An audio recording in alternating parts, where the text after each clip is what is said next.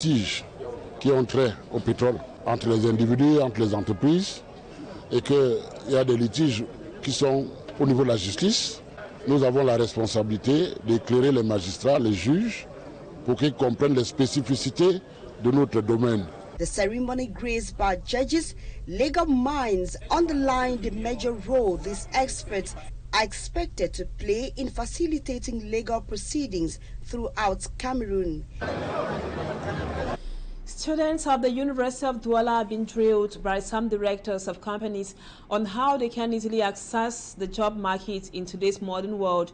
The exchange between the students and the directors falls in line with the high rate of youth unemployment, a situation which has been blamed on limited skills. Immaculate Fogwe was part of that symposium. She now tells us more.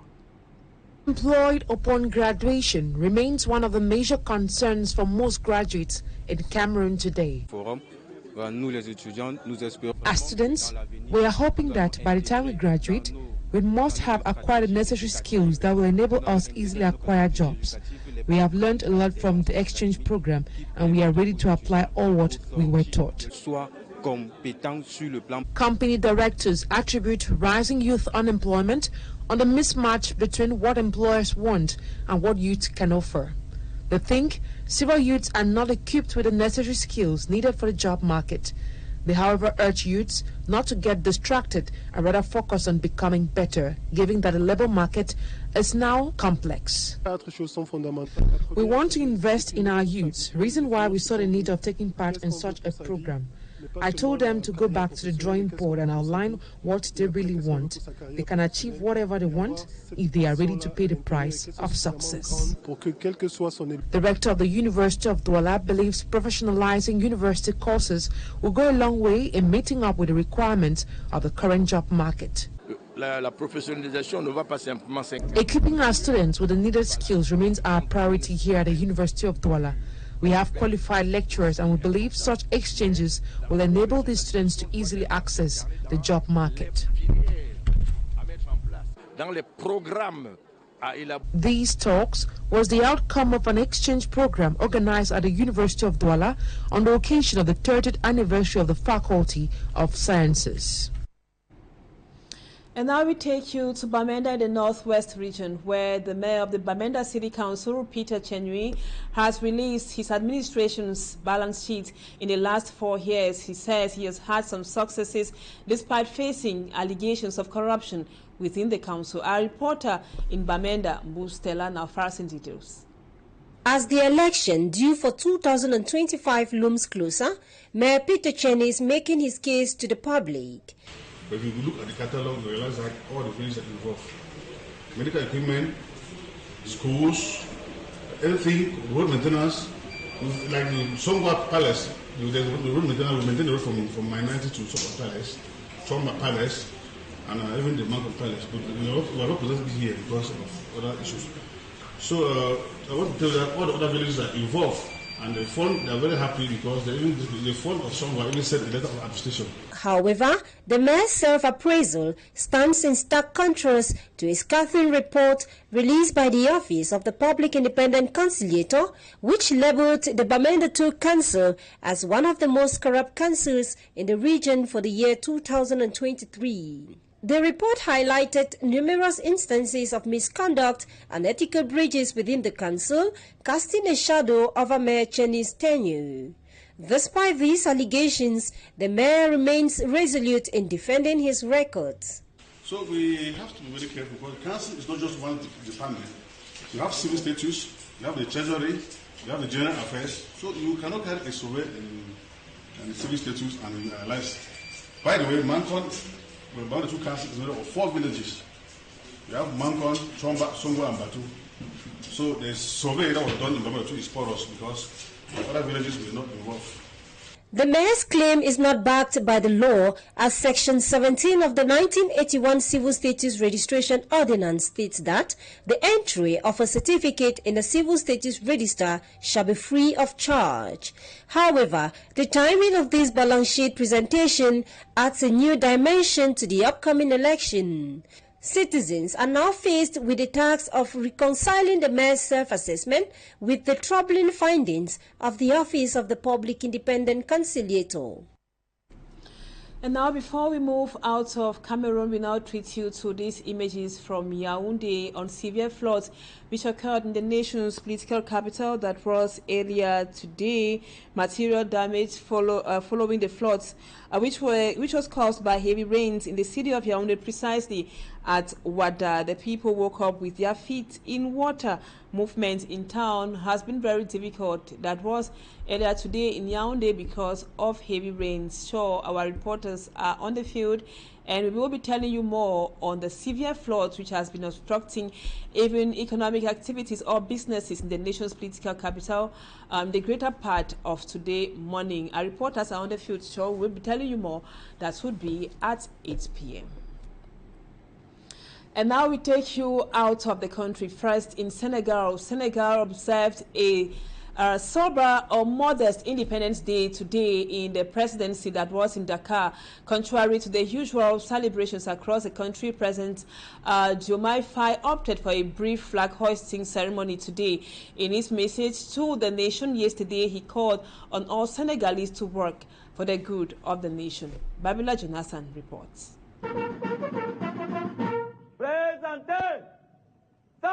Senegal's fifth president, Bassirou Diomaye Faye, reduces the 64th Independence Day of the country to a sober raising of the symbolic colors at the presidency in the capital, Dakar.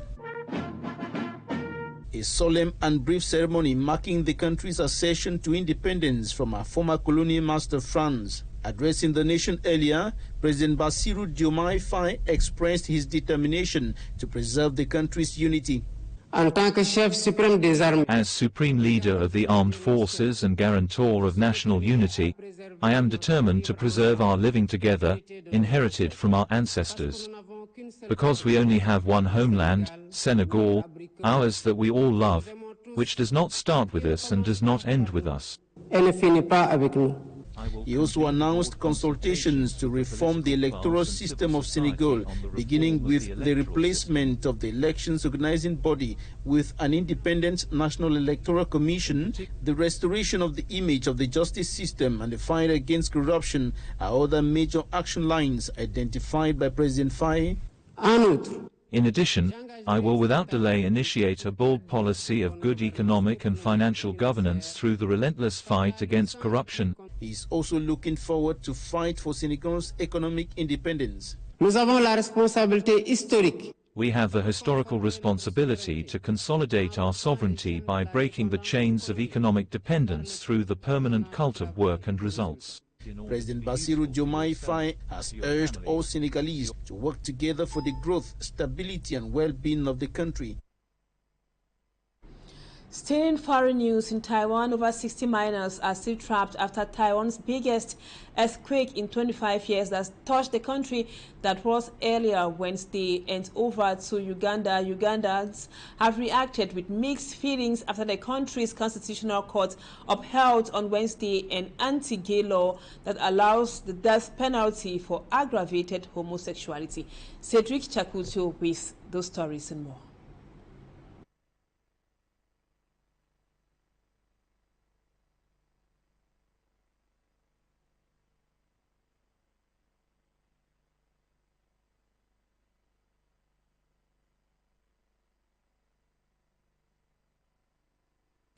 Six miners were rescued Thursday morning after being stranded as a result of Taiwan's most powerful earthquake in a quarter-century, while 64 of their co-workers still await assistance. Hualien was the epicenter of the 7.2 magnitude quake that struck just before 8 a.m. early on Wednesday, killing 9 people and injuring at least 1,050.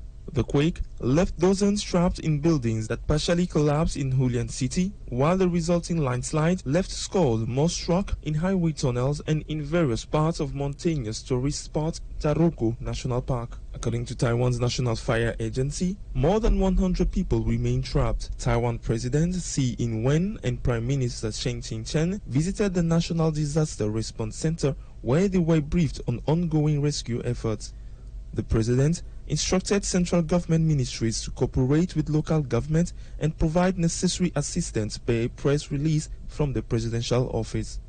Elsewhere, people in Uganda reacted with mixed views after the country's constitutional court upheld early on Wednesday an anti-gay law that allows the death penalty for aggravated homosexuality. The court in the Ugandan capital, Kampala, rejected the petitioner's quest to quash the law despite widespread condemnation from rights groups and others abroad. We believe this is the front line of Africa's independence. This is the front line of preserving us as a people. So I'm happy with the ruling and the judgment that was delivered today, which vindicated us. President Yoweri Museveni signed the bill into law in May last year. The law is supported by many in the East African country, where some see it as behavior imported from abroad and not a sexual orientation. Lawyers for the petitioner said after the judgment that they will now turn to the Supreme Court, hoping it will overturn the law. And now we move on to our sports pitch. The outing of Samuel Eto'o, the president of Fecafoot, has been described as a wrong move by a legal mind in Douala. According to Barrister Tamfu Richards, the Minister of Sports and Physical Education Chief Professor Narcis Mwele acted upon the convention the two institutions had signed in 2015 on the appointment of coaches for the senior men's national football team. Our reporter Simanjikan Gabriel spoke to Barrister Richard Tamfu to understand the importance of the 2014 decree and the 2015 convention about the management of the Indomitable Lions of Cameroon.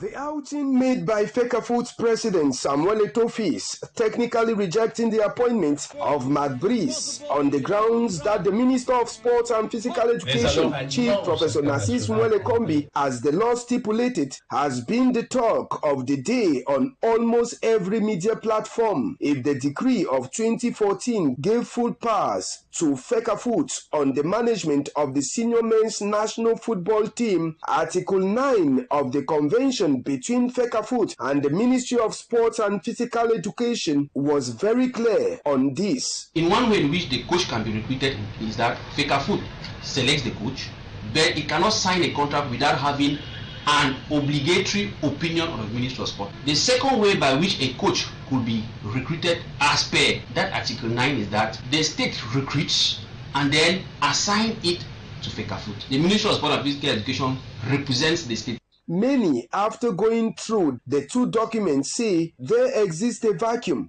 which has been left, but the man of law rejects the idea. There is no vacuum because the decree is of general application and the convention is on specificities.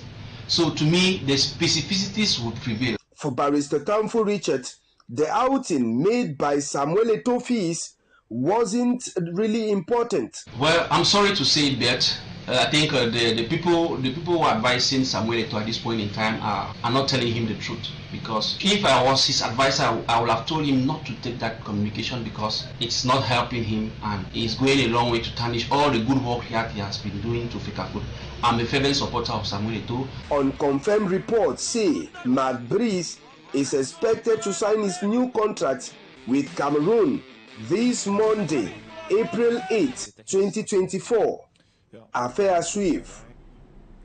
Thank you, Smart. You don't go away. You tell us that the war of words between the Ministry of Sports and Physical Education and the Cameroon Football Federation, Fecafoot, is not happening for the first time in the reports that follows. You take us back to former confrontations between the two institutions, that is, the Ministry of Sports and Fecafoot.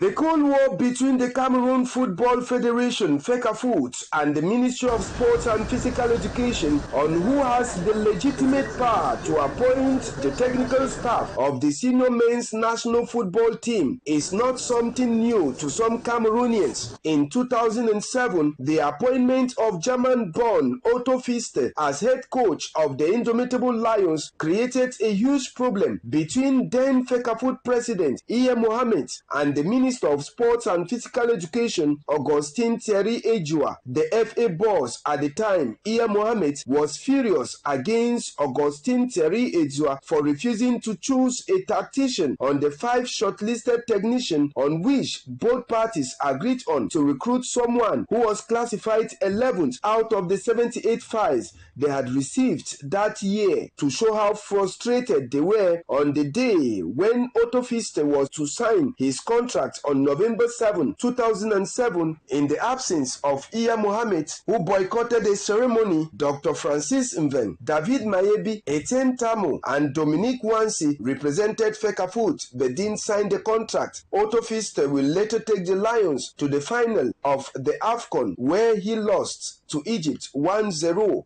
in 2008.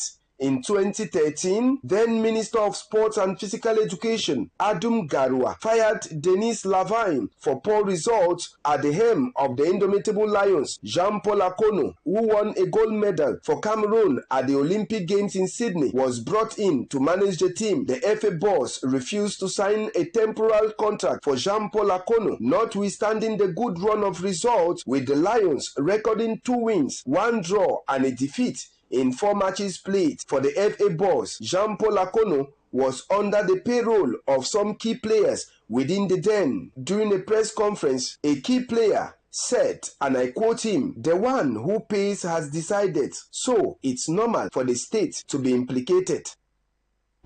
Thanks again, Smart. Sad Reports brings us to the end of the news.